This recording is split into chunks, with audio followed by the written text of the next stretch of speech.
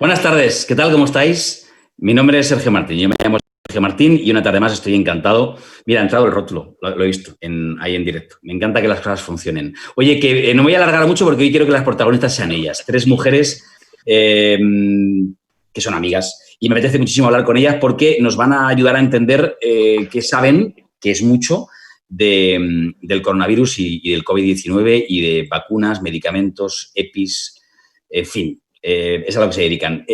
Para mí es un placer enorme y es raro en mi vida, algunos se enfadará, pero bueno, es que es verdad, hablar con gente que sabe de lo que habla. Ellas saben muy bien de lo que hablan. Así que venga, no vamos a perder más tiempo, vamos a ir presentándolas enseguida. Así que lo que os digo siempre, yo que tú no me lo perdería. Empezamos.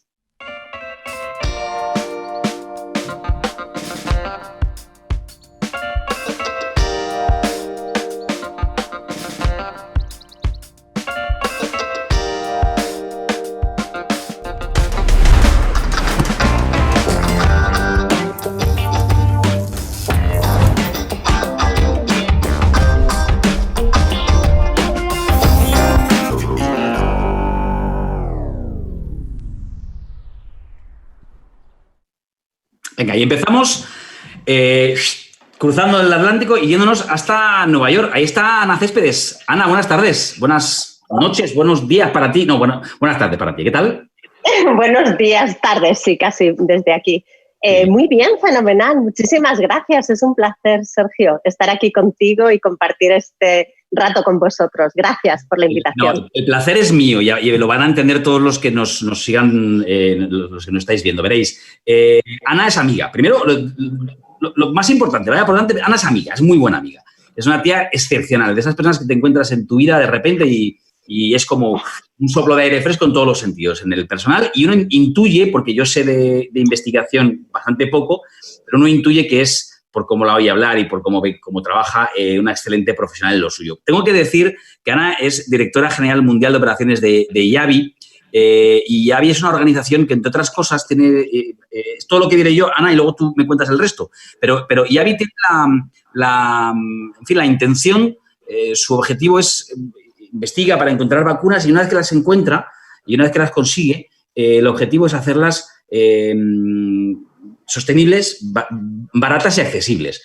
Esto es la leche, ¿eh? O sea, ya solamente esto es la leche. Pero déjame que te haga una primera pregunta así rápida y luego empezamos a presentar a más invitadas. ¿Cómo de lejos dirías que estamos de la vacuna? Me encanta que me hagas esa pregunta, Sergio, y voy a decir que tú también te considero un amigo y además te admiro mucho profesionalmente. O sea que es un placer charlar contigo esta tarde. Aquí la que hace cosas importantes eres tú. Bueno, ¿cuándo vamos a tener una vacuna? Mira, hay que ser razonablemente optimistas. La probabilidad de éxito en vacunas es baja, es de un 6%, y los tiempos de desarrollo en vacunas hasta ahora han sido de 10 años. ¿Vale? La razón por la que hay que ser razonablemente optimistas en el caso de COVID es porque lo que se conoce del virus hasta ahora hace pensar en positivo en que una vacuna es viable, porque tiene un área, el virus, que es bastante susceptible en la elaboración de vacunas, que es la proteína en espiga. Eso en primer lugar. En segundo lugar, porque se han puesto una cantidad de recursos tremendos en marcha y a día de hoy hay casi 200 ya proyectos de investigación en marcha. Y más de 14 están en fase clínica, lo cual hace pues, que pensar en ser optimistas. Y finalmente se está colaborando muchísimo a nivel mundial. Entonces, confiamos, existen posibilidades, diría, medias altas, de que en los próximos meses se obtengan unos resultados preliminares positivos. Eso no quiere decir que la vacuna vaya a estar disponible a todo el mundo y podemos hablar de eso, pero que haya resultados positivos. Bueno, entonces, como punto de inicio en esta conversación, somos optimistas. Bien, eso me gusta. ¿Qué hace una chica de Albacete? Enséñanos la vista, por favor. Ahora me dices qué haces en... a ver, vamos a ver si lo consigo sin descolocar. No sé si lo veis. Lo vemos perfectamente. Ese es el puente de Brooklyn. Y aquel el de Manhattan. Y ese es el de Manhattan. Estamos en Downtown Manhattan, en la zona del distrito financiero. Se llama FiDi. Y aquí es donde está la sede de IAVI. ¿Y por la qué, organización en la que trabajo. ¿Y por qué te has tenido que marchar hasta Nueva York para... A ver, imagino que por más razones, no solamente la profesional, no sé, lo que tú me quieras contar, pero ¿qué pasa? ¿Que no se puede investigar en...? Ahí estamos viendo la página web de Ayabil. ¿No se puede investigar a ese nivel en España, Ana? Uy, se nos ha congelado. Iba a decir, claro, como está permanentemente sonriente, pues uno no distingue. Voy a presentar más invitadas y mientras Ana... Ahora sí, Ana, ahora creo que te has movido. Hemos recuperado conexión, te vemos ya. Lo siento. Sí, perdóname, Me preguntabas que por qué me he venido a Nueva York. Bueno, llevo 8 años en Estados Unidos. Estados Unidos es el país que más invierte en investigación biomédica en el mundo. Entonces, es un país donde trabajar, pues es cuando te dedicas al área de investigación biomédica es un país muy atractivo. Se puede hacer una investigación excelente en España, y lo quiero dejar muy claro. Y hay grupos excelentes de investigación en España y desde Nueva York trabajamos con ellos. Tenemos una colaboración con gente de la Universidad de Zaragoza maravillosa, una compañía que se llama Biofabri, que están en Porriños, y tenemos otras colaboraciones. Pero las posibilidades aquí, pues obviamente son muy importantes.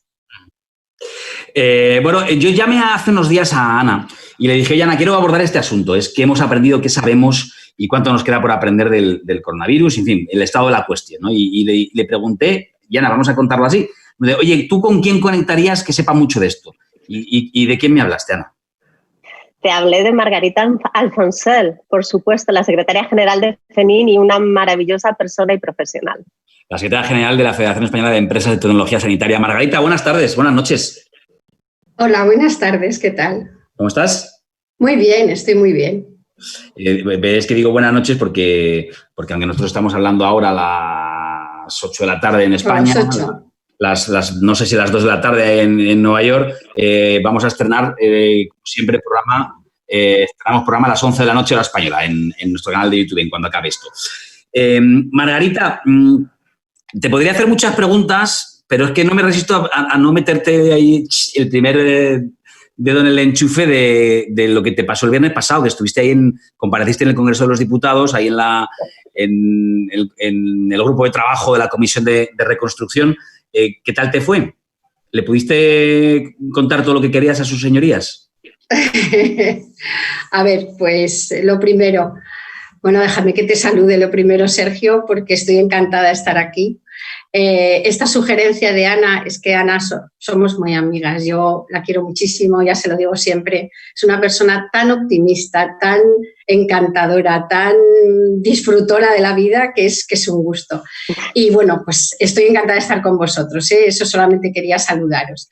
Pues nada, me fue bien, o sea, la verdad es que ha habido muchos comparecientes, yo estuve encantada de estar con sus señorías en la sala explicando desde el punto de vista del sector empresarial al que represento cuál es nuestra posición, qué pensamos nosotros de cómo hay que transformar el sistema sanitario, qué necesidades tiene el sector de tecnología sanitaria para ser entendido realmente como un sector estratégico con productos esenciales con el que hay que contar indudablemente para poder hacer frente, bueno, a esta pandemia demostrado, pero a un futuro posible, ojalá que no pase, rebrote.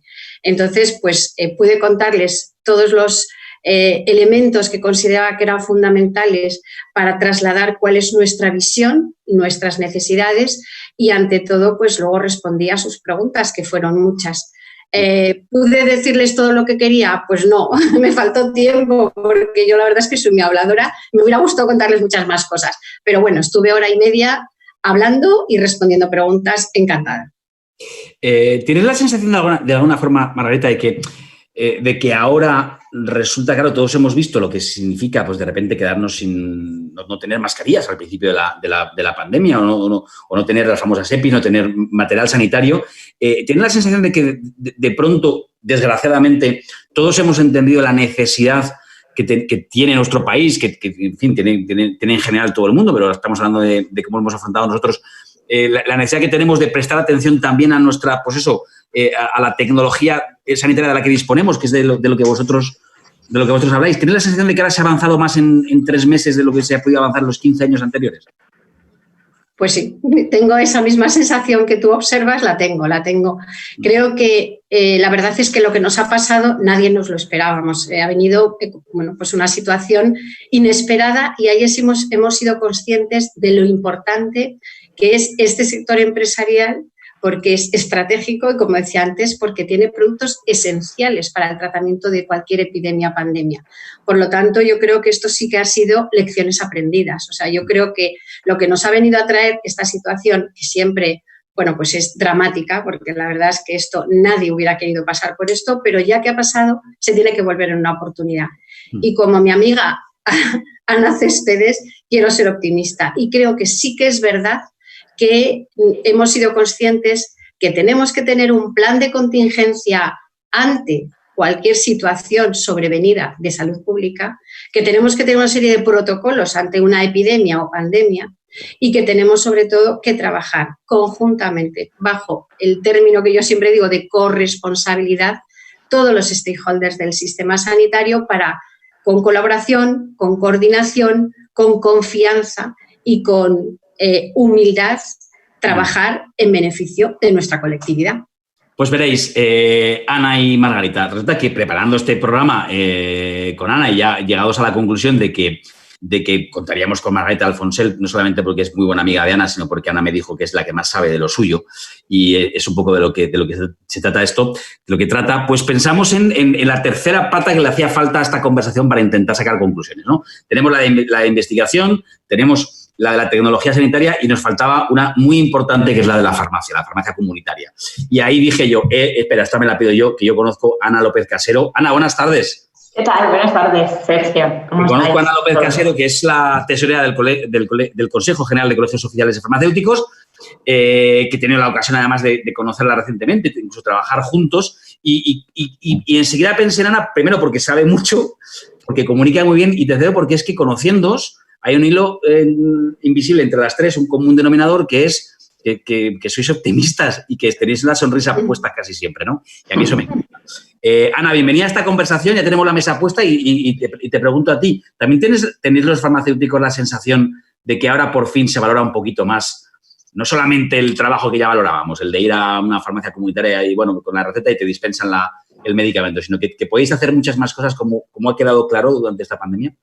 Bueno, pues permíteme que igual que las demás compañeras, pues te doy las gracias por invitarme a tu programa. Yo es verdad que te conozco desde hace poco tiempo, pero igual que Ana, pues también te admiro mucho y para mí es un auténtico honor estar aquí y además hacerlo pues con dos compañeras de mesas como Margarita, a la que también conozco y admiro desde hace tiempo, y con Ana, que tenía muchísimas ganas de conocerla. Además, las dos somos manchegas, con lo cual pues ahí también hay un hilo conductor. Así que encantada de verdad de estar con vosotros y todo un placer.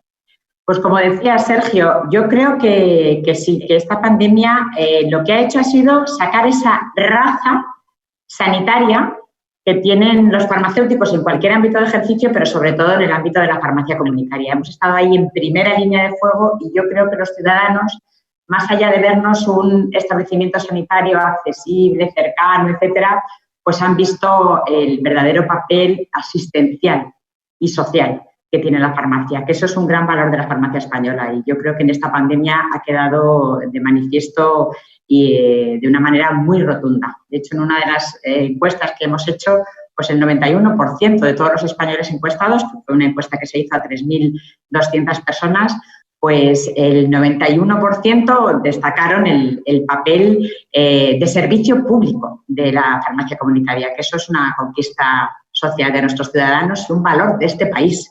Y eso es lo que me gusta decir. Pero yo creo que ha quedado claro la raza sanitaria y el papel asistencial y social de la farmacia esencial en el Sistema Nacional de Salud. Y eso, déjame que te pregunte, Ana, no sé, ¿tenéis datos actualizados de cuántos farmacéuticos han sufrido en primera persona con contagios, incluso con situaciones más graves esta pandemia? Sí, pues desde el principio hicimos un pequeño observatorio con todos los colegios, con los 52 colegios provinciales y semanalmente íbamos actualizando esta información. En los momentos de mayor impacto hemos tenido prácticamente 500 compañeros afectados, concretamente 493, de los cuales desgraciadamente pues 21 han fallecido, 3 han sido técnicos auxiliares de farmacia y el resto, pues, farmacéuticos, ¿no? En ejercicio, todos ellos. Por lo cual esto pues demuestra, bueno, y 65 farmacias tuvimos cerradas también. Esto demuestra, y es el dato que avala que hemos estado ahí en primera línea, hemos estado en la primera trinchera, como nos gusta decir, sí. Y bueno, pues es verdad que la cruz verde de la farmacia no se ha apagado ni ha querido apagarse a lo largo de estos 3 meses de pandemia difíciles, muy angustiosos. También te digo que se ha vivido... en toda la red de farmacias del país se ha vivido con cierta angustia y esto pues claramente nos lo han transmitido al Consejo General, a todos, la angustia, la inquietud, la ansiedad de los ciudadanos y esa cercanía que, claro, 365 días, 24 horas al día que tiene la farmacia española, pues bueno, pues eso ha quedado claro. Así que sí, Sergio, desgraciadamente tenemos ahí esos datos que corroboran el impacto que ha tenido en nuestra profesión también esta pandemia, ¿no? Igual pues vaya desde aquí el recuerdo, por supuesto, para todos los afectados en primera persona, para todos los familiares y amigos, porque es importante que nos acordemos de los que efectivamente han estado en esa primera trinchera de la que tú hablabas. Y bueno, y una vez que ya tenemos la mesa puesta, ya estamos todos, por supuesto, sentiros libres de interrumpiros, de preguntar, de decir, de lo que queráis. Aquí estáis como en casa. Por cierto, hablando de casa, me estoy dando cuenta de la no puedo dejar de contar las figuras aquí de la casa de mi madre, porque claro, es que mi madre va recogiendo todo lo que me está dando en diferentes cosas y estaba viendo esto. Oye, esto es una réplica de uno de los músicos de la Colegiata de Toro, de Románico Maravilloso, y la verdad que es una réplica bastante fiel, pero que yo lo estaba viendo aquí, uno de los músicos de la Colegiata y me estaba... En fin, precioso. Bueno, muy bonito. Oye, bueno, vuelvo empiezo ronda con Ana Céspedes, pero es una pregunta que en realidad os quiero formular a todas. Y si queréis empezamos también por ahí la conversación. Más allá de que entremos en detalles que quiero que me contéis, ¿qué habéis aprendido? ¿Qué creéis o sea, Ana, en tu blog de notas que dices, esto lo voy a subrayar aquí bien fuerte para que no se me olvide, porque esto lo he aprendido durante esta pandemia. ¿Tú qué has subrayado ahí en tu cuaderno personal? A ver, en el cuaderno personal, una cosa que he subrayado mucho es valorar las pequeñas cosas que tenemos en la vida que no las valoramos suficientes. Pensamos que una vida de éxito es viajes y un montón de cosas, y una vida de éxito es tomarte un café con una amiga y poder charlar cara a cara y tocarte y abrazarte. Ver a amigos en este momento manteniendo la distancia y con mascarilla es un poquito más complicado. Eso es en el cuaderno personal.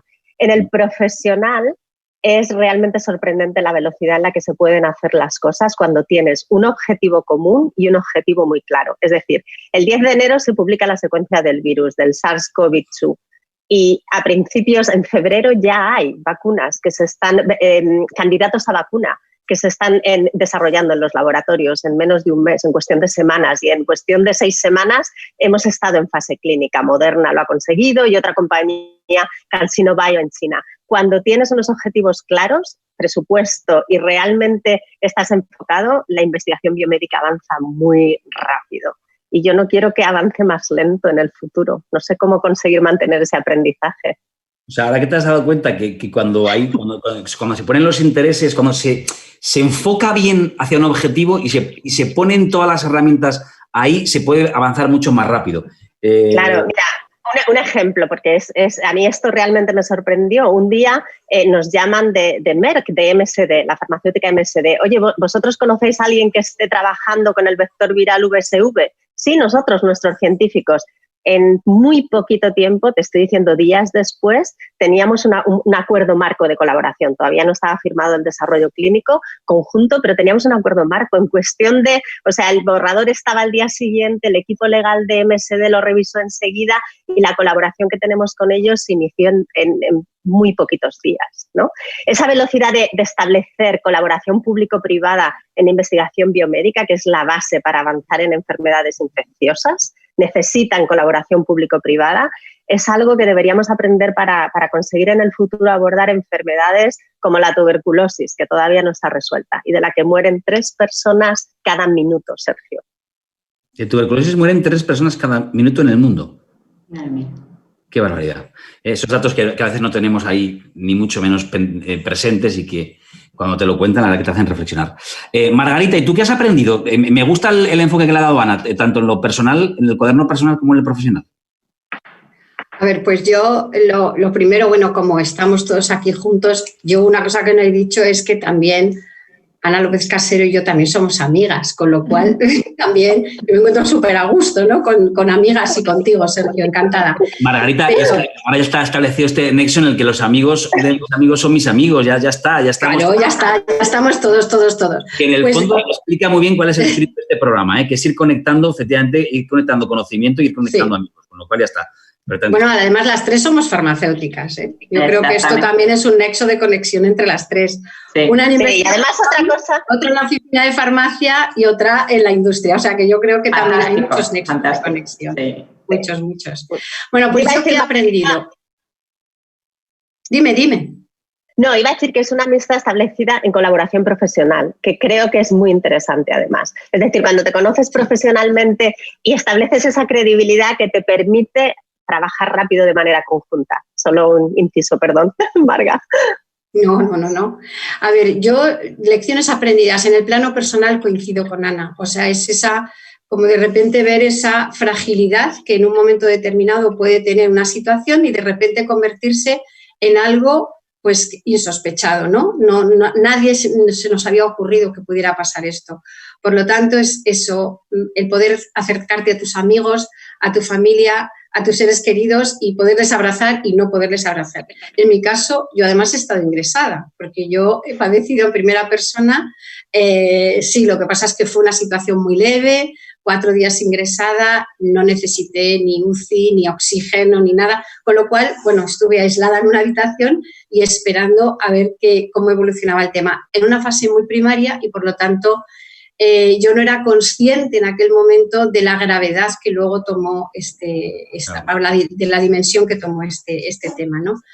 Y en la parte profesional, pues la verdad es que no soy tan optimista como Ana. O sea, yo lo que sí que también son lecciones aprendidas es las dificultades que puedes encontrar en encajar los temas enfocados desde un punto de vista político con la parte técnica. Yo he visto ahí una dificultad enorme de que se entendiese desde la parte más política que los expertos eran absolutamente necesarios y que los técnicos ya fueran, los expertos en general, para decirlo de una manera más global, ese difícil encaje que tiene. Eso sí que para mí también ha sido una lección aprendida, que por mucho que pongas, por mucha ilusión, por mucha emoción y por mucho, dedicación, al final tienes ahí un elemento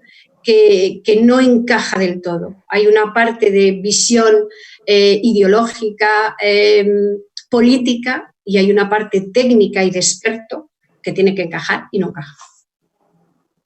Interesante esa reflexión, ¿eh? Y cómo de importante ha sido además en este momento entender que los técnicos tienen que trabajar de la mano de los que toman decisiones. Y los que toman decisiones tienen que entender lo que le cuentan los técnicos, que no siempre, pues a veces lo que uno quiere que ocurra o lo que uno desde el punto de vista político desea no siempre coincide con lo que te recomiendan los técnicos, ¿no? Y ese saber trabajar ahí es súper interesante.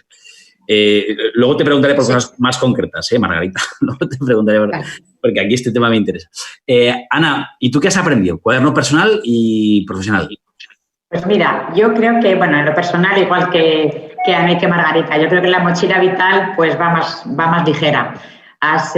Yo ya tenía muy claro cuáles son las cosas. Yo hago una clasificación personal que siempre la traslado, que es lo vital, lo importante y lo accesorio. Entonces, si tenía claro las cosas que eran vitales, ahora todavía las tengo más claras, ¿no? Y además son pocas, ¿no?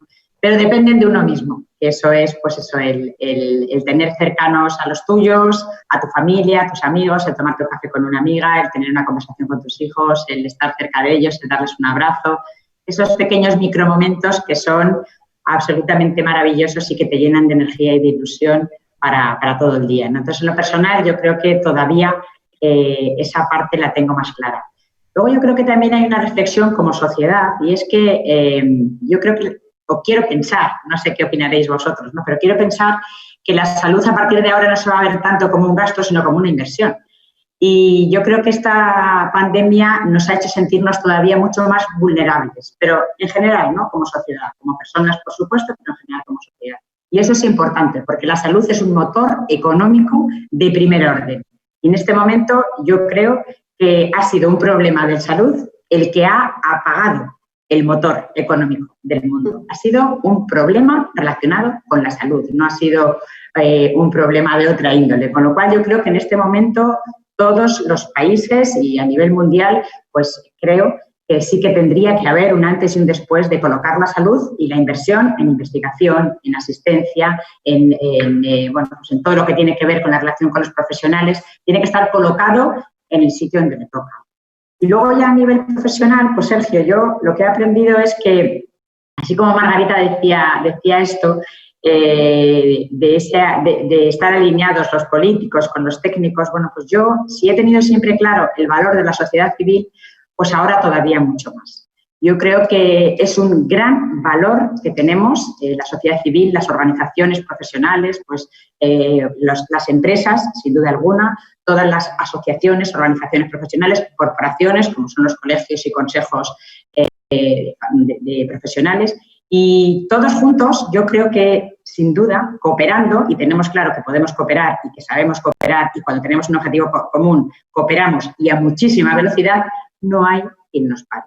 Y es verdad que tenemos la responsabilidad de trasladarle a nuestros políticos y a las personas que tienen la decisión, tenemos que trasladarle las cosas pues como las vemos y como las son, y como son, o como nosotros las vemos, pero yo creo muchísimo en el valor de la cooperación y creo que es muy importante, y así me lo he apuntado, que tenemos que darle mucha más inteligencia a nuestro Sistema Nacional de Salud. Y cuando yo digo inteligencia, me refiero a trabajar de otra manera, contando con todos los profesionales, sin corporativismos, sin defensa a ultranza de los intereses de cada uno. Yo creo que tenemos que trabajar de otra manera, quitando barreras que nos impiden avanzar en pro del paciente y en pro del propio Sistema Nacional de Salud. O sea que para mí la lección aprendida más importante es el valor de la cooperación y el valor de la sociedad civil, porque eso al final es una inteligencia colectiva que tiene, que se ha quedado manifiesto en esta pandemia. Es súper interesante escucharos, súper interesante porque, claro, a mí me van surgiendo un montón de preguntas nuevas, ¿no? A medida que os voy escuchando, y eso es bueno, eso es que decís cosas interesantes. Porque dice Ana todo lo que tú has subrayado, que no lo voy a repetir, pero yo me preguntaba mientras escuchaba.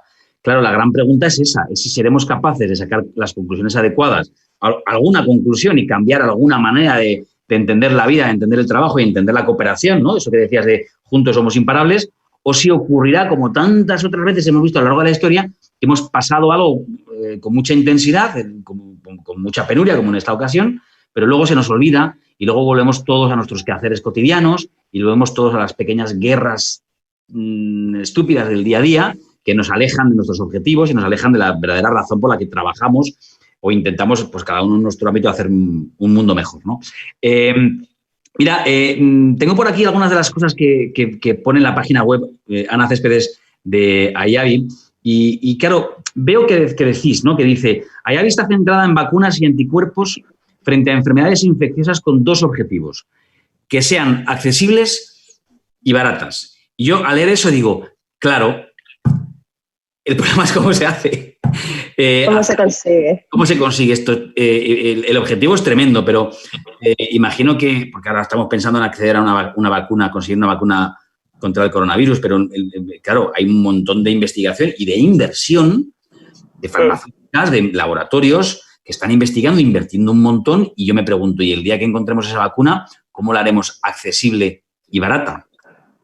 Claro, esa es una muy buena pregunta. Y quizás un poco para unirlo con lo que estábamos hablando antes, un comentario que me gustaría hacer. Tú has preguntado qué es lo que hemos aprendido y si Ana ha comentado ciertas cosas de lo que no hemos aprendido, ¿no? Que esa ha sido o lo que deberíamos aprender, ¿no? Que es estar preparados para de verdad valorar la inversión en salud como una inversión. Porque realmente esta la primera epidemia a la que nos estábamos enfrentando. O sea, tuvimos ébola, tuvimos la gripe A, tuvimos SARS, tuvimos Zika, tuvimos MERS. Es decir, hemos tenido avisos y los expertos en salud pública venían tiempo avisando que era necesario invertir, pero no los oímos. Y el otro tema, y es un poco lo que quiero unir a tu pregunta, es que la salud no es un tema nacional. y sobre todo las enfermedades infecciosas. Los problemas de salud, las enfermedades infecciosas son problemas de salud global que requieren soluciones globales. Entonces, cuando tú me preguntas cómo es posible tener soluciones que sean accesibles y asequibles, no solo es que tiene que ser posible, es que es necesario. Porque en los temas de enfermedades infecciosas, la población que vive en países se llaman low middle income countries, bajos y medios recursos económicos, es el 85% de la población mundial.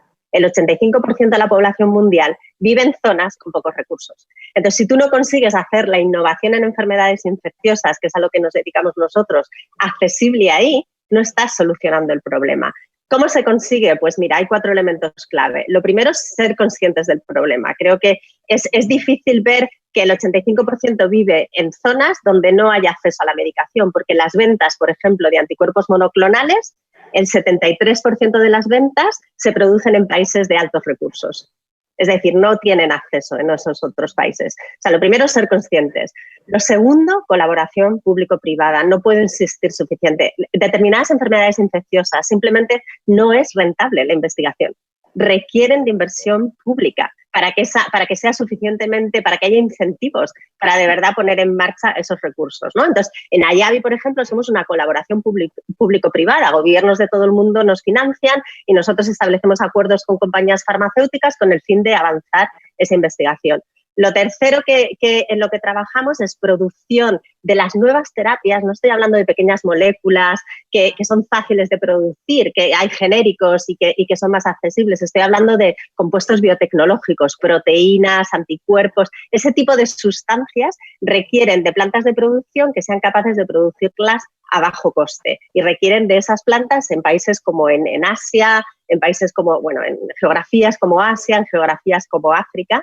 Y luego, finalmente, creo que también un área a trabajar mucho y que estamos trabajando en todas estas áreas que te digo, en Ayavi estamos trabajando, es establecer políticas que permitan pues, la aprobación de esos medicamentos de manera acelerada, ¿no? Y que permitan procesos regulatorios acelerados. O sea, en Europa tenemos la suerte de tener la Agencia Europea del Medicamento. Una aprobación de la EMA te permite un acceso. Luego necesitas el precio y reembolso, pero en principio tienes el medicamento autorizado. Eso no existe en África, eso no existe en otros países. Entonces, ¿cómo conseguimos? En Estados Unidos tenemos la FDA. Una aprobación de FDA te garantiza el acceso en todos los 50 estados, ¿no?, que hay en Estados Unidos.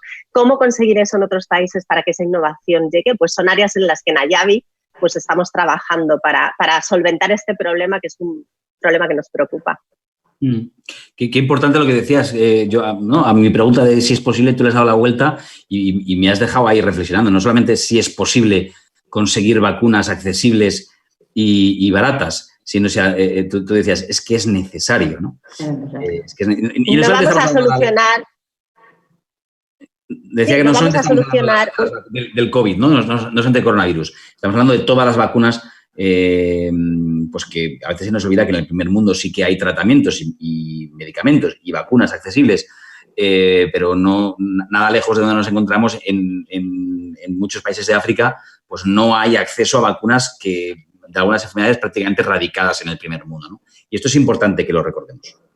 Efectivamente, o sea, mira, un ejemplo, cada año se infectan 1,7 millones de personas de SIDA. Determinados países no se pueden permitir el tratamiento crónico que nos estamos permitiendo a los enfermos de SIDA en Estados Unidos, en Europa, en Japón, ¿no? El otro tema es la tuberculosis y no solo las enfermedades infecciosas tienen un componente que es muy diferente. Mira, yo estaba en Estados Unidos en enero cuando se hablaba de China. En Estados Unidos en enero la gente de chino iba con mascarillas por la calle, todo el mundo. Y los americanos hablaban de eso. Cuando esa situación, cuando me voy a España, en marzo o así, se habla de lo que está pasando en Italia como, esto que está pasando en Italia. Y cuando vuelvo a Estados Unidos de España, que acababa de estar, se hablaba de lo que pasaba en España como, estos pobres españoles. ¿Cuál es el aprendizaje aquí? Son enfermedades globales. Y yo cuando vine de España a Estados Unidos dije, esto nos va a pasar en 2 semanas. La primera decisión que tomé fue mandar todo el mundo a trabajar desde casa. Yo llegué el martes, 10 de marzo o así, y el 13 cerramos las oficinas. El 15 se declaró el estado de emergencia en Nueva York. Era previsible porque entonces todo este tipo de soluciones requieren abordajes globales. No puedo insistir suficiente en esto, que las visiones nacionalistas que estamos teniendo en quién accede a la vacuna, yo que la he desarrollado, quién accede a... No, tienen que ser colectivos de riesgo. ¿Qué colectivos de riesgo a nivel mundial se vacunan? ¿Y cómo hacemos una estrategia de salud pública mundial? Mundial. Margarita, antes te decía, bueno, en esa colaboración entre técnicos y políticos, déjame que ahonde un poco más. Es que yo ya tenía pensado, porque me lo había contado Ana, y digo, quiero que me lo cuente bien Margarita, porque Ana me chivó. Pregúntale a Margarita por el corredor sanitario, porque ella tiene mucho que ver con ese asunto. Y ahí, cuando tú estabas contando ese trabajo entre técnicos y políticos, pensé, quizá Margarita tiene en la retina esto, ¿no? El cómo os habéis tenido que organizar vosotros para poner en marcha un corredor sanitario. Cuéntanoslo, que tú eres parte de ese proyecto. Vale, pues yo os lo cuento, pero déjame hacer, como has dicho, que bueno, nos podíamos compartir nuestras reflexiones. Me gustaría, porque has dicho algo muy importante, Sergio, has dicho, ¿creéis que luego, dentro de un poco tiempo, pues cuando esto pase y se olvide, volveremos todos a la misma situación? Y déjame que, bueno, es una reflexión personal, pero yo me niego a pensar que después de lo que hemos pasado volvamos otra vez a una situación similar a la que teníamos. Yo creo que al final, pues todas las situaciones dramáticas, por así decirlo, se convierten en aprendizajes. Entonces yo creo que tenemos que aprender que desde luego no podemos volver a la normalidad, sino será una normalidad algo diferente a lo que tenemos ahora. Luego, por otro lado, coincido 100% con Ana en su reflexión. Esto es un problema global, es un problema mundial. Hemos trabajado muchísimo a lo largo de todos estos meses y nos hemos dado cuenta que es verdad que este problema es un problema de carácter mundial, con unas tensiones a nivel internacional espectaculares, con una demanda altísima de necesidad de producto y con una oferta pequeña. O sea, hay que pensar en grande, no se puede pensar en las necesidades que tiene uno desde su posición pequeña, quiero decir, desde un micromundo, ¿no? Y luego, por eso yo creo que tiene que haber un abordaje global, un abordaje que trascienda al ámbito micro, ¿no? Y por otro lado, algo que ha dicho Ana López Casero, que también creo que nos entendemos fenomenal, comparto 100% con ella algo que ha dicho. O sea, la inversión en sanidad es vital porque impacta directamente en la economía de un país. Ana, algo así has dicho, ¿verdad? Sí. Es que lo comparto 100% porque yo lo he hablado muchas veces en estos meses, ¿no? Realmente cuando hablas con los políticos, ¿no? Que, pues tengo muchas oportunidades de hablar con ellos, yo siempre les digo, es que de verdad, ¿cuánto ha costado al erario público esta pandemia?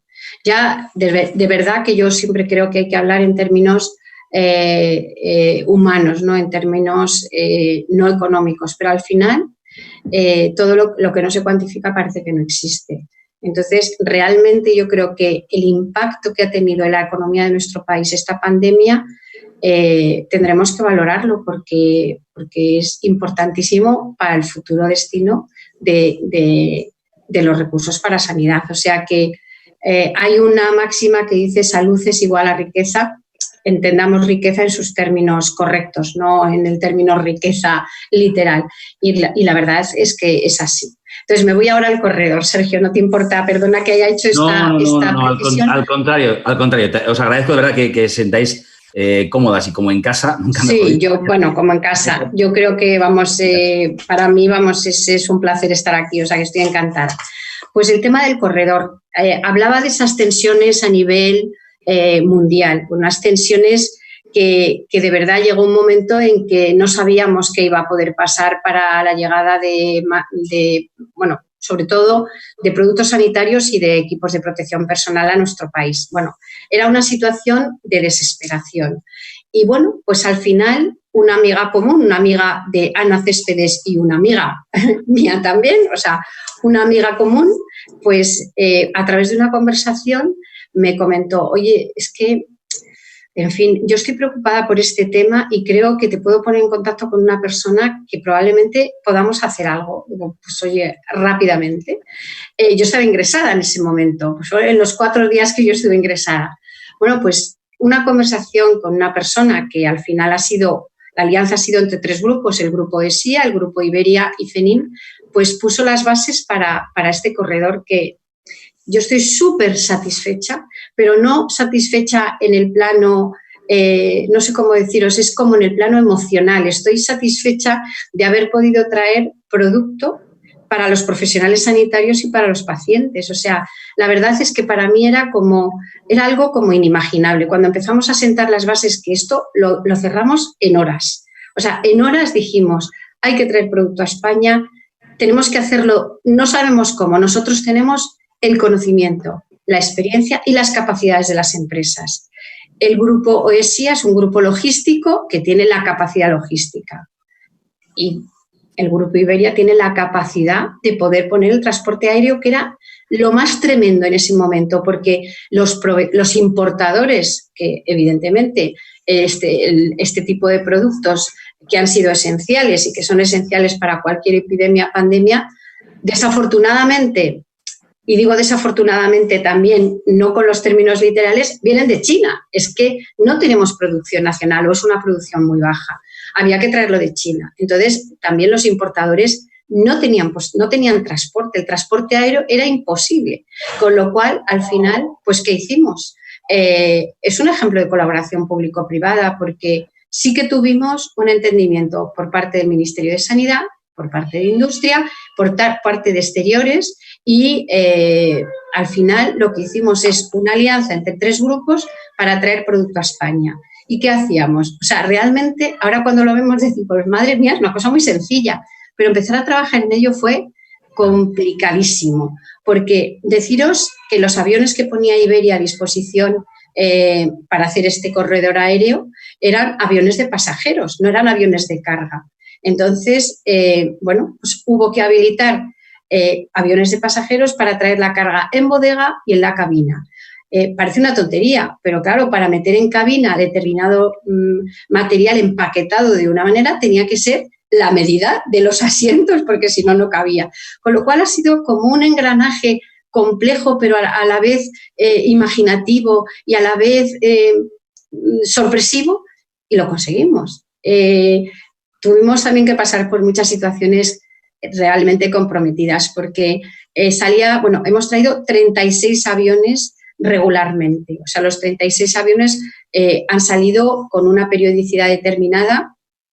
El avión salía de Madrid, del aeropuerto de Madrid-Barajas, salía para Shanghái con 2 tripulaciones, una tripulación iba y la otra tripulación venía. El primer avión que salió, de repente me llamaron y me dijeron, la tripulación no puede salir porque no lleva un PCR hecho. Y entonces, en Shanghái no les permite a la tripulación bajar del avión. Buah, pues nada, a través pues, de los contactos, o sea, al final esto es como una cadena de valor, porque en el fondo te encuentras a personas estupendas que te dicen, ahora mismo lo resolvemos. Entonces ha sido un elemento de colaboración, de solidaridad, de compromiso, inimaginable, ¿eh? O sea, yo creo que el éxito es ese éxito de traer algo que se necesitaba de forma absolutamente imperiosa y que tampoco ha tenido una repercusión mediática tan importante.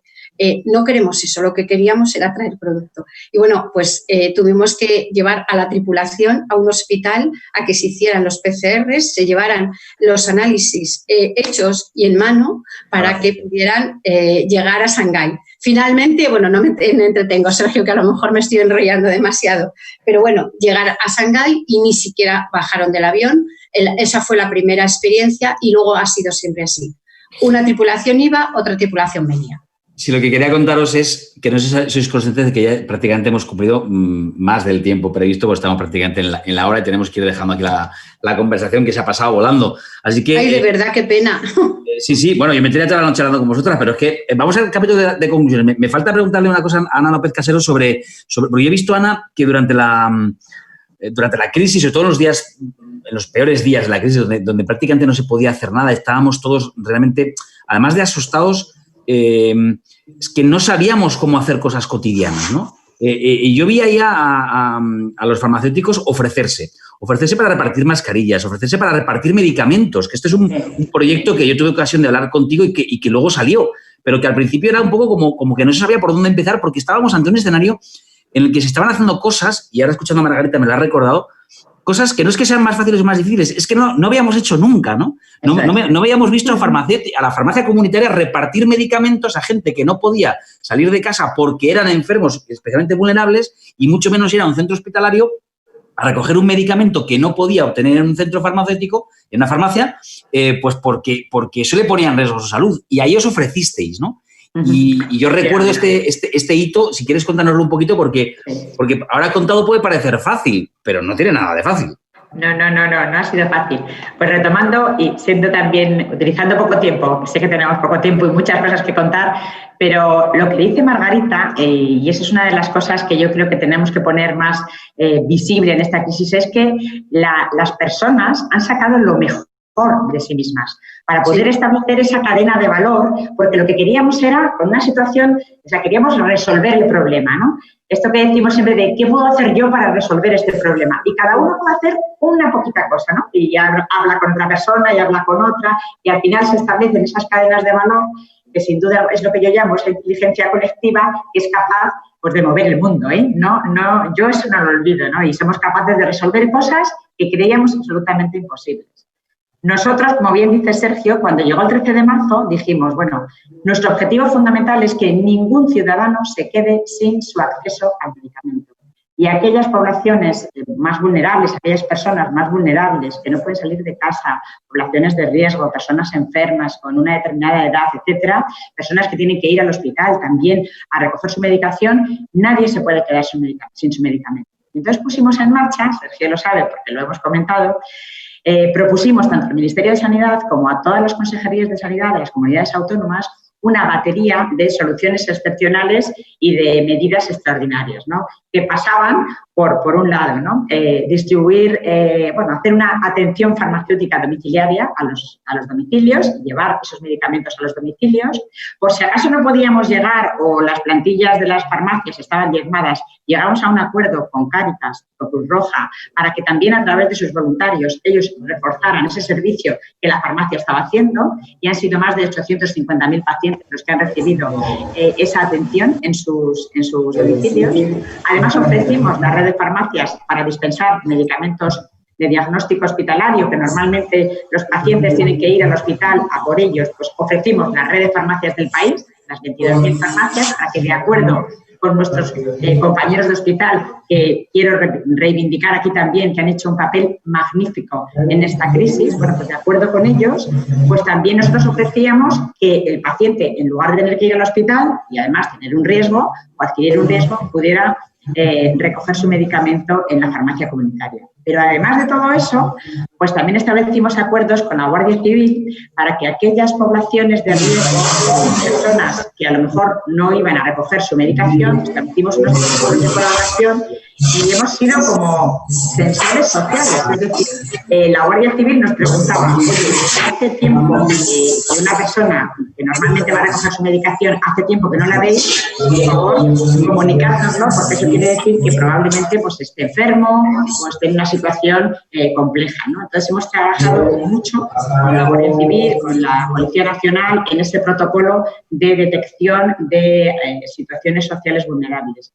Y otra cosa más, y no me quiero tampoco extender, que también hemos hecho, ha sido una iniciativa muy interesante que se llama Mascarilla 19, que además ha sido exportada a otros países y que pretende ser, o pretendió ser, un protocolo para poder ayudar a las víctimas de violencia de género. La persona que era víctima de violencia de género se acercaba a la farmacia, decía mascarilla 19 y en ese momento se iniciaba un protocolo también, el propio farmacéutico, con la Guardia Civil y bueno, se activaba un protocolo autonómico, porque era por comunidades autónomas, para poder dar cobertura a esa persona que estaba denunciando esa situación a través de la farmacia. Es decir, hemos hecho una cantidad de cosas increíbles, sin contaros pues todo lo que hemos hecho en cuanto a recetas electrónicas, porque claro, nadie podía ir ni a su centro de salud, ni tampoco podía ir a sus consultas, etcétera, con lo cual había que garantizar que todo el mundo pudiera tener su medicamento a través de su prescripción médica, pero con todas las garantías de seguridad, con lo cual hemos dado 4 pasos de avance en la digitalización de toda la prestación farmacéutica, llegando a acuerdos con MUFACE, con NISPAS, con todas las mutualidades españolas, con todos los grupos sanitarios privados. Y eso, Ana, eso me da la sensación de, por ir sacando ya conclusiones y además positivas, ¿no? Positivas porque creo que las tiene. Es decir, hemos pasado algo tremendamente duro, que nadie piense que estamos frivolizando o diciendo, mira que... No, ha sido tremendamente duro y, en fin, el número de fallecidos y de contagios ahí está. Y además ahora tenemos que prepararnos y ojalá no pasa nada, pero tenemos que estar pensando en que pueda haber una segunda ola, ¿no? Pero es verdad que en el lado positivo, lo que nos estabas contando es que se ha avanzado más en 3 meses, en los últimos 10 años, además en algunas reivindicaciones, que yo algunas conozco, históricas del sector farmacéutico, que parece que caían siempre como saco roto, como en, bueno, esto es muy difícil, ¿no? Y se ha podido, lo cual demuestra un poco lo que decía Ana y Margarita, ¿no? Que esto de cuando tú centras toda la potencia del tiro en el mismo sitio, resulta que se puede. Se puede. Sí, se puede. Yo lo tengo claro que se puede. Cuando tienes un objetivo tan claro como es en este caso, que todas las personas tengan acceso a su medicación y no solo acceso a su medicación, sino también a todo su tratamiento.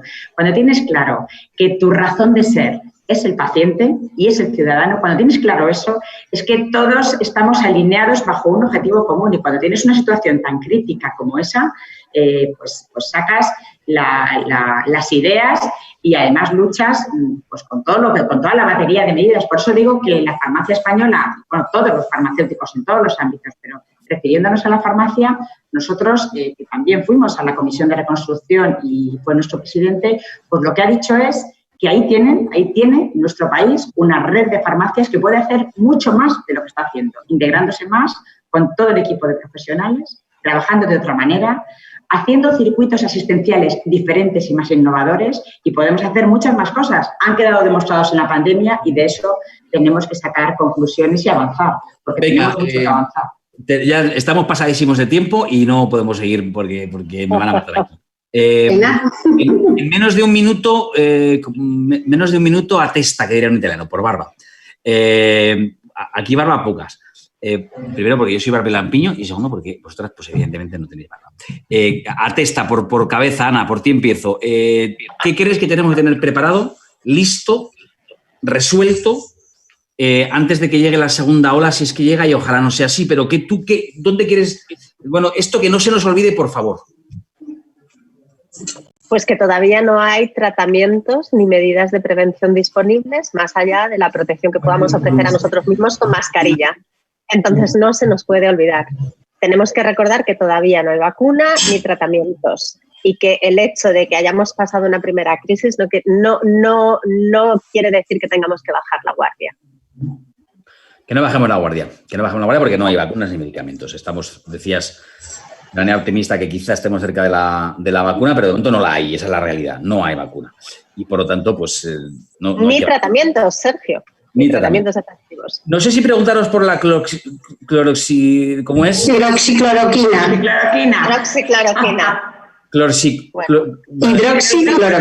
Hidroxicloroquina, gracias. Decía que no sé si preguntaros, pero ya lo he preguntado al decirlo. Es que, a ver, no quiero meterme en un jardín ni comprometeros. No.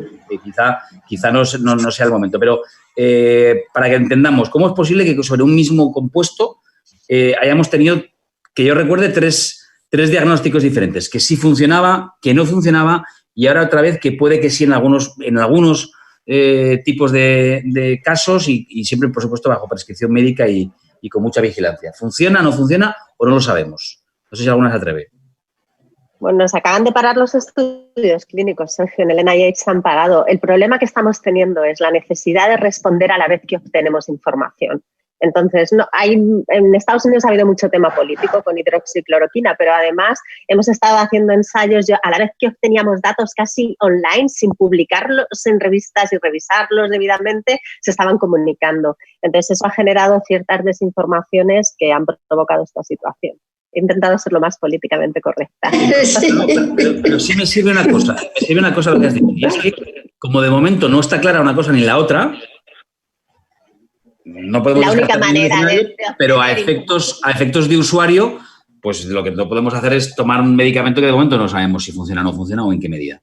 ya está. Punto. No, la única manera de probar un medicamento es en un ensayo clínico, Sergio. Y tenemos que solamente probar medicamentos en ensayo clínico, porque si los probamos fuera del ensayo clínico, no tenemos ni datos para saber si valen o no valen.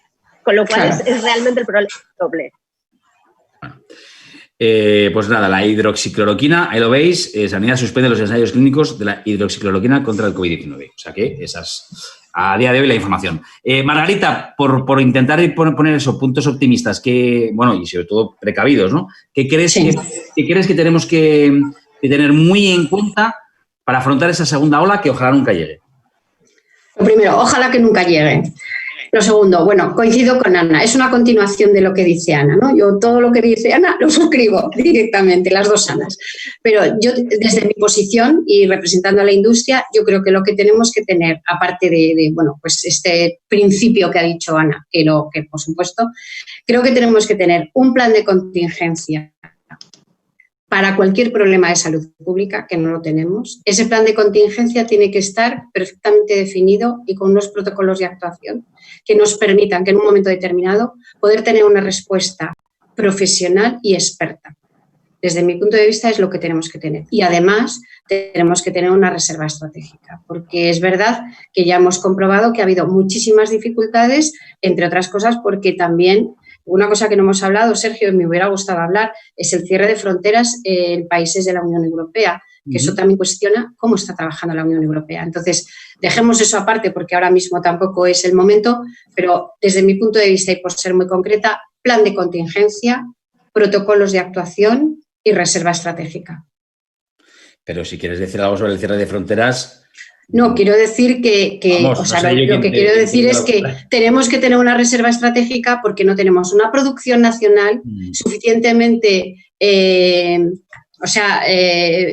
cubra las necesidades de país, que lo hemos comentado antes. A no tener una producción nacional que cubra esas necesidades de país, tenemos que aprovisionarnos de una reserva que nos garantice que cuando llegue el momento, si llega, que ojalá que no llegue, no tengamos esa dependencia exterior que hemos tenido. Y la dependencia exterior ha sido por dos vías. Una, por la parte de la importación, las tensiones a nivel mundial, la demanda muchísimo más fuerte que la oferta, un país, China, que también salía de una pandemia, y además el cierre de fronteras en la Unión Europea, que todos los distribuidores establecidos en nuestro país con almacenes en Holanda, Francia, Alemania, no podían tocar el producto, porque los países dejaban en guarda y cautela los productos de esos almacenes para su propio consumo. Entonces, quiero decir que esto, y por ser concreta, que no, yo soy una persona bastante concreta, plan de contingencia, protocolos de actuación y reserva estratégica, por el motivo que acabo de decir. Esa sería mi receta unida a la de Ana. Pues apuntadas quedan esas dos recetas, nos falta la receta de Ana López Casero. ¿Qué crees que, y repetimos, por supuesto, que ojalá no tengamos que afrontar una segunda ola, pero lo que no podemos ahora es no estar preparados como en la primera, porque ahora ya sí sabemos lo que nos puede venir, ¿no? Y en opinión de Ana López Casero, ¿qué tenemos que apuntar ahí en...? Pues yo, igual que Margarita y que Ana, pues igual opino lo mismo, ¿no? Por un lado, me uno a lo que ya se han dicho. Ana comentaba que no podemos olvidar que todavía no hay tratamiento ni hay vacuna, muy importante, por tanto, tener muy en cuenta eso y tenerlo muy presente y no relajarnos en las medidas que estamos teniendo. Por otro lado, la reserva estratégica me parece fundamental, protocolos de actuación me parece fundamental y tener todo lo que... un plan de contingencia de salud pública, pues también fundamental. ¿Qué añado yo ahí, Sergio? Bueno, pues yo añado la parte que más conozco, ¿no? Yo creo que en ese plan de contingencia de salud pública y en esa reserva estratégica y en esos protocolos de actuación tienen que estar la red de farmacias comunitarias del país, ¿no? Por supuesto, los farmacéuticos en todos los ámbitos, pero fundamentalmente esta red, que a mí me gusta llamarla, que es una de las infraestructuras sanitarias más desaprovechadas que tenemos, que no la tienen todos los países, ¿eh? Este país la tiene de una manera muy especial. Entonces, pues en esos protocolos de actuación y en ese plan de contingencia de salud pública, pues la farmacia comunitaria puede hacer muchas más cosas como lo ha demostrado, ¿no? Así que yo creo que es muy importante contar con la red de farmacias comunitarias del país como un nivel asistencial. Pues también apuntamos, ahí en este listado que acabamos de confeccionar sobre la marcha, apuntamos también la red de farmacias comunitarias, que es verdad que cuando uno viaja por ahí descubre que algo que aquí damos por sentado que es que prácticamente en cualquier pueblo de la geografía española uno de repente necesita, que tengo que comprar no sé qué, que este medicamento que se me ha olvidado, pues resulta que en España prácticamente en casi cualquier pueblo o al lado encuentra una farmacia donde además hay un farmacéutico que te pueda asesorar, atender, ayudar. Sí. Lo más importante es eso, que además de la farmacia tienes a un profesional sanitario. El 98% de la población de nuestro país tiene un farmacéutico cerca y un profesional sanitario cerca que está siempre ahí. Y eso tiene mucho valor, estar siempre. Lo que tiene mucho valor es tener a tres pedazos de profesionales del nivel, del que hemos contado aquí cuando acabe esto, cuando acabe empezamos, que ahora hemos añadido esa coletilla de que empezamos, de que arrancamos. Hemos tenido con nosotros, ayer nada, lo digo así sin despeinarnos, Ana Céspedes, directora general mundial de operaciones de IAVI, que están ahí detrás de esa vacuna y que además quieren hacerlas accesibles y baratas, cosa que por otra parte nos encanta. Margarita Alfonsel, secretaria general de la Federación Española de Empresas de Tecnología Sanitaria, que nos ha contado cosas muy interesantes como ese corredor sanitario del que ella tuvo muchísimo que ver y que trajo tantísimo material sanitario en un momento en el que nuestro país no había. Y Ana López Casero, que es tesorera del Consejo General de Colegios Oficiales Farmacéuticos, pues que nos ha contado esto último que escuchábamos, ¿no? Y que saben pues, las tres muchísimo de cómo hemos afrontado, para bien y para mal, esta primera crisis y esperemos que única del coronavirus. Muchas gracias. No me queda nada más que deciros que gracias, que es un placer escucharos y que se aprende mucho escuchándoos. Bueno, muchas gracias a ti. Gracias. Muchas gracias a ti. Y ya hablaremos de los test de diagnóstico. Como decía Antipicol, ya hablaremos del gobierno. Ya hablaremos del gobierno. Todavía hablaremos del gobierno. Claro que han quedado un montón de temas, sí, los test, ¿qué pasó? ¿Y qué pasó al principio con los test? ¿Y qué pasó con las EPIs? ¿Por qué no había material sanitario? Mascarillas. Has contado un poco. ¿Por qué estábamos tan mal preparados cuando pensábamos que estábamos bien preparados? Esto da para un spin-off. No me tientes, Margarita. No me tientes. A ver, ¿quién pensaba que estábamos bien preparados? No, yo creo que nadie pensaba que estábamos. Nadie nos lo esperábamos. Quizá la población pensábamos que teníamos una falsa sensación de seguridad, ¿no? Y que nos habían vendido que teníamos uno de los mejores sistemas sanitarios del mundo y que, bueno, que quizá lo es, pero en fin, teníamos una falsa sensación de seguridad. Quizá por eso las alarmas no llegaron, no porque la OMS no advirtiera o porque los expertos no dijerais que podían pasar estas cosas, sino porque, bueno, tampoco había pasado con el SARS y... Bueno, que no me quiero meter yo en jardines. No te metas en jardines, pero como... Necesitamos otro especial. Ya está, se hace uno especial. Ya buscamos fecha. Muy bien. Muchas gracias. Muchas gracias, Sergio. Ana, a ver, que no se le cortara justo en la despedida, Ana. Ana Céspedes, se te cortaba un poquito, a ver, que te quiero ver bien. Ahora bien. Que muchas gracias, Ana Céspedes. Gracias. Recuerdos por ahí al cocinero. Gracias, Ana López Casero, y gracias, Margarita Alfonsel. Un placer enorme. Muchas gracias. Muchas gracias. Muchas gracias. Gracias. Hasta luego. Adiós. Equipo, llevamos 1 hora y media y nos hemos quedado todavía con cosas por hablar. Es que el tema para mucho. Gracias, Javi. Gracias, Vito, Alejandro, Silvia, Marta, Cristina, Enrique. Gracias, Marcos. Gracias a todos. Un placer enorme acompañaros, como siempre, intentando pues, buscar alguna respuesta a las preguntas o, como mínimo, preguntas a las respuestas. Nos vemos el próximo día, que será el jueves, como siempre, en estreno, en YouTube, cuando acabe esto, y en Sergio Martín Oficial a las 11 de la noche.